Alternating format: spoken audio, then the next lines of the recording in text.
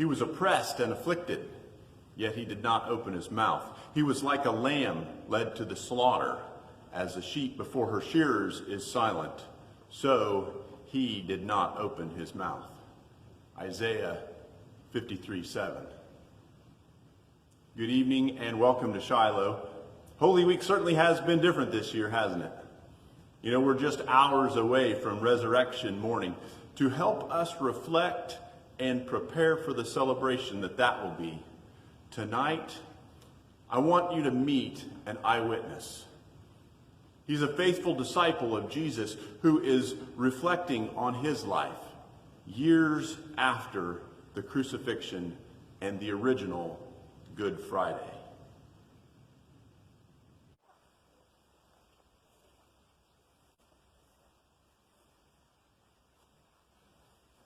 Every time I see that cross, my mind floods with memories.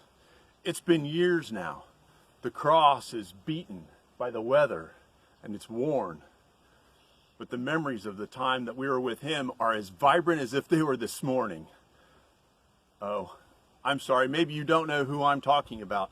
My name is Peter. They used to call me Simon back in my younger days when I was a fisherman. My life changed though one day when this man Jesus came out to the Sea of Galilee where my brother Andrew and I were working. Jesus said, "Come, follow me. I will make you fishers of men." We weren't sure what that even meant, but we put down our nets and we followed him. He was captivating to be with. Everywhere we went was enjoyable because we were with him. He had a gift of being able to teach us in a way that we didn't even know we were being taught. And the miracles, wow, healing and feeding people. It was incredible to watch. People were amazed everywhere we went. One day, he asked who the people said that he was. We told him that people said he was John the Baptist or Elijah, and some even said that he was Jeremiah or another prophet. Then he asked us, "Who do you say that I am?" Now, people say that I'm brash and impulsive, but that day, there was another force pushing me. I don't know how I had this answer, but I said boldly, "You are the Son of the living God. You are the Christ." He said that's why he called me the rock, the foundation his church would be built on. See, I told you, it seems like it just happened. Some of it didn't make sense at the time, but we all understand it now. There were 12 of us, his closest followers. He called us his disciples. He was always teaching us, and we were excited to learn from him. The week before they arrested him was the most intense. We had gathered for the Passover feast just like we had with him in the past. It was exciting to celebrate with Jesus. I'd celebrated Passover with my family years before, but Jesus made it come to life. He could tell the Passover story as if he had been there. In the time that we spent with Jesus, he had shown us a lot. We had come to see him as the Son of God, but we were still not sure what that meant. As we went up to the stairs to that large upper room that had been prepared for us, there was a strange feeling in the air that night. There was plenty of space for us, but something felt different from the times that we had gathered before. Jesus seemed different to me. As I sat down next to him, I was thinking about how much I enjoyed the time that I spent with him, laughing together, and the way that he liked to teach us. He would answer our questions with his questions, or tell obscure stories and make us think. But that evening, he was kind of somber. It had only been a few days since we had just enjoyed a king's welcome into Jerusalem. Everyone had been there, waving palm branches and laying their coats on the road. shouting, "Hosanna!" They all knew that he was there to save us. I've never seen such a happy and excited crowd. But in the last day or so, we had started to notice the attitudes of some of the people turning away from Jesus. It was like their hearts were dead and their eyes were blind, as if they had never felt his love or seen the miracles that he had done. As we sat down at the table, he watched us quietly. I don't know what he was looking for exactly, but he was unusually quiet. Then, as the meal was being served, he got up and he took off his outer cloak and put water in a container. With a towel wrapped around his waist, he looked like one of the servants. But it also looked like that was the whole reason he was there, the whole reason he had come to that place. Then he brought the water to the table and he began to wash feet. I really didn't understand what was happening. I could see him washing the others' feet, but it didn't seem real. He is the Son of God. Then he came to me. I pulled my feet back from him and I said, "No, you can't wash my feet. You're the king, and this is servant's work."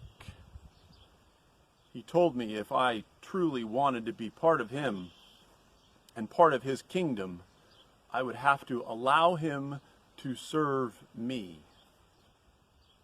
Well, of course I wanted to be part of what he was doing. I'd been following him for 3 years. I loved him.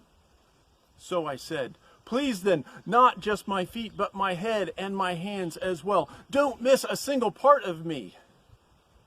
He kind of smiled and shook his head as if to say, "You still don't get it, do you? A person who has had a bath only needs to wash his feet. You are clean." But then his expression changed. He looked disappointed as he looked around the room and he said, "Though not every one of you is clean."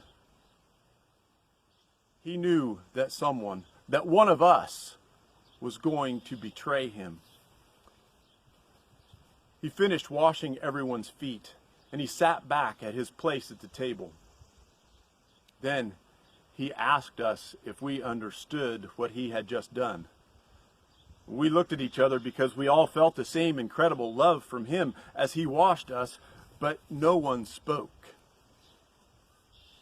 He reminded us that we call him Teacher and Lord. He said that's okay because that was true, but that we need to learn from his example. He told us our feet had been washed, so we should wash each other's feet. Even then, I understood that. He meant that we need to serve each other in any way we can, no matter how lowly the task may seem. When Jesus spoke again, he was holding the bread from the meal. He gave thanks to it for us. He gave thanks for it, and he broke it. I will never forget what he said about the bread as he gave each of us a piece. "This is my body given for you. Do this in remembrance of me." And then he picked up the cup. And he said, "This cup is the new covenant, sealed in my blood, which is poured out for you." Then we all drank in stunned silence. As we shared the cup, Jesus told us that one of us would betray him. Then it was like Jesus was speaking in code. He told Judas to do what he had to do. We really had no idea what was happening as Judas left. I think Jesus hid it from us. Because if we had known, well, I don't even want to imagine what the rest of us might have done. After Judas left, Jesus said that the Son of Man would be glorified. We didn't understand what Judas left to do, but it seemed like that's what Jesus was talking about. God would be glorified in Jesus, and Jesus would be glorified by God. I have to admit, this old fisherman didn't understand. I didn't ask Jesus because he started talking about leaving us. He said he would only be with us a little longer and that we could not go with him where he was going. My mind raced and reeled at the thought. We've been faithful followers for 3 years. He's come to build a new kingdom. Surely he would include us as part of that new kingdom. Before I could raise an objection, I realized that he was still talking and giving us a new command. He told us to love one another the way that he loved us. The whole time that we've known him, we have seen nothing but love in him. Everything he does exudes love. That must be what drew me to follow him in the first place. We saw him heal people that he didn't even know and forgive people who should have been stoned. He even healed a woman who reached out and just touched his robe. He did it just by being there. He wants us to love others like he loves us, so much that everyone notices. In the back of my mind, I was still stuck on what he said about leaving, so I asked him, "Where are you going?" He turned to me with kind of a solemn and stern look, and he replied, "Where I'm going, you cannot follow now, but you will follow later." What? Why not? Lord, why can't I follow you now? I want to follow you. I would do anything for you. I would lay down my life for you. But Jesus stopped me there. Really, Peter? Will you really lay down your life for me? I wanted to argue. Of course I would. I'm faithful. I've been faithful for 3 years. I love Jesus. Who could change that? What would make the difference? Nothing. Nothing could change that. But Jesus continued, "I tell you the truth. Before the rooster crows, you will deny me 3 times. Truth? How can that be the truth? It was already late. The sun would be up in a few hours. Some days the rooster crows before it's even light. How could my mind be changed so quickly? How could anyone convince me to deny Jesus?" Well, it wasn't long after that. Jesus wanted a quiet place to pray. So we went to Gethsemane, and he went off to pray by himself. He told me and James and John to stay back and keep watch. We never should have sat down, though. It wasn't very long before he had to come and wake us up. We'd all fallen asleep while we were supposed to be keeping watch. Then he told us to pray so that we would not be tempted. Well, I'm embarrassed to say he had to wake us 3 more times, and the last one was the worst. Judas was back, and he was leading an armed crowd. They had swords and they had clubs, and they were coming for Jesus. Judas pointed him out by giving him a kiss. Jesus didn't resist. He was going willingly. But I couldn't stand it. I pulled my knife and I swung it at the high priest's servant, but he moved. But the end of my blade caught his ear, sliced it right off. Then Jesus, in his calm, always cool demeanor, put the ear back, held it to his head, healed it right in place. It was as if it had never even happened. And he told me to put my knife back, that we weren't going to fight. as I put it away, I noticed that the other disciples were slipping away. Before I knew it, I was running to catch up with them. I stopped myself, though. I was trying to process what was happening. I decided I was going to follow Jesus, but I stayed back at a distance. They took him to the high priest. I stayed out in the courtyard where I could only hear bits and pieces of what was happening, but everything I heard was a lie. Lies. They were accusing him of blasphemy. If they could make that stick, I knew that they could execute him. As I was sitting there trying to hear what was happening, a servant girl came up and accused me. "You were with that Nazarene, Jesus," she said. Without even thinking, I said, "I don't know what you're talking about." And I moved away from her and her group. Then out by the gate, there was another girl. And she announced to the people, "I've seen this man with Nazareth." And before I knew what I was doing, I said, "I swear I don't know him." They backed off for a bit. But then, later, some came up to me and they said, "Your accent, it gives you away. Surely you are one of them." But I cursed at them and I said, No, I don't know the man." Before those words were even out of my mouth, I heard the rooster crowing. Then my mind whirled. Nothing had convinced me to deny Jesus. It just happened. I was afraid of servant girls. What a coward. I told Jesus I would die for him, but I ran away. Then I denied knowing him 3 times, just as he said I would, just as I said I wouldn't. I collapsed and I cried right outside the gate, hiding in the early morning shadows. The chief priests were setting him up. There was nothing I could do. They took him to Pilate. Pilate was the Roman authority, but he really didn't care about the religious crime that the chief priests were accusing him of. So Pilate sent him off to Herod.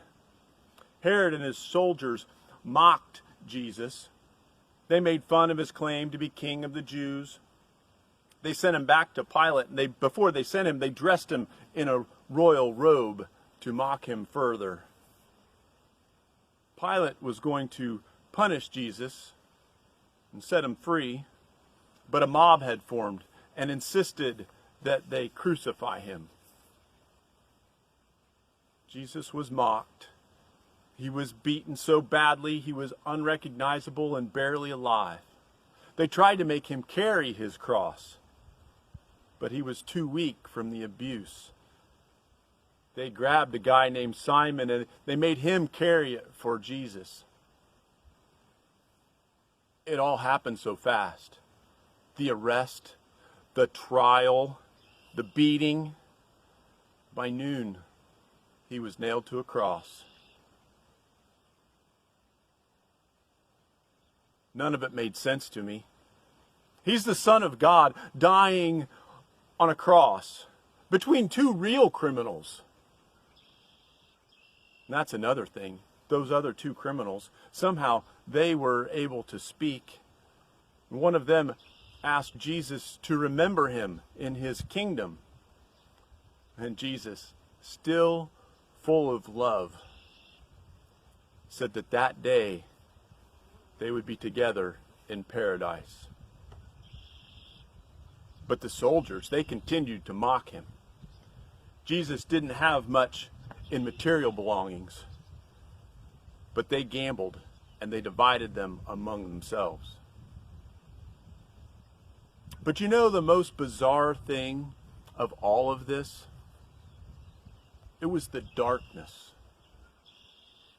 About the time they put his cross up in the middle of the day, the sky got dark.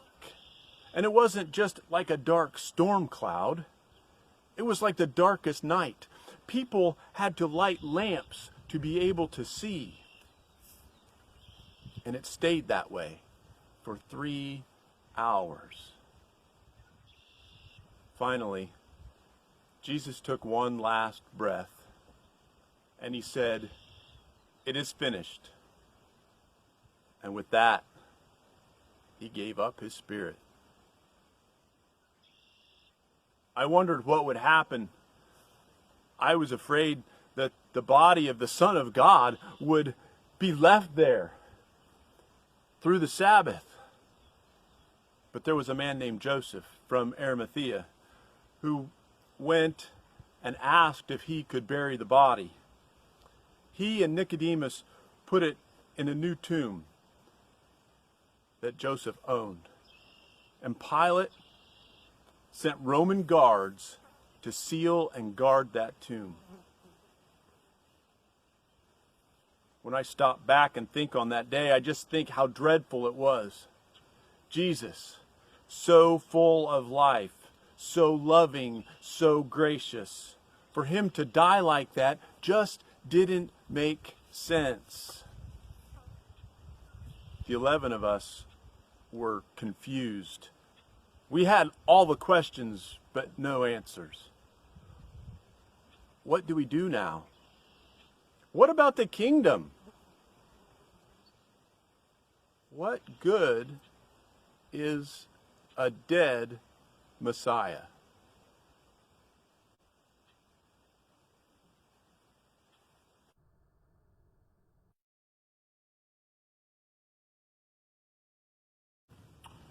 But he was pierced for our transgressions. He was crushed for our iniquities. The punishment that brought us peace was upon him, and by his wounds we are healed. We all like sheep have gone astray. Each of us has turned to his own way, and the Lord has laid on him the iniquity of us all. Isaiah 53:5-6. We cut Peter off with some questions. We know the answer to one of them because we know about the empty tomb. But as we think about the punishment that Jesus has taken, we should ponder the other questions. What about the kingdom? And what do we do now? Peter has taken us up to this moment, this quiet time after Jesus has taken the punishment for the sin of all the world. It's sobering to think about. But don't forget, it's Friday, but Sunday's coming.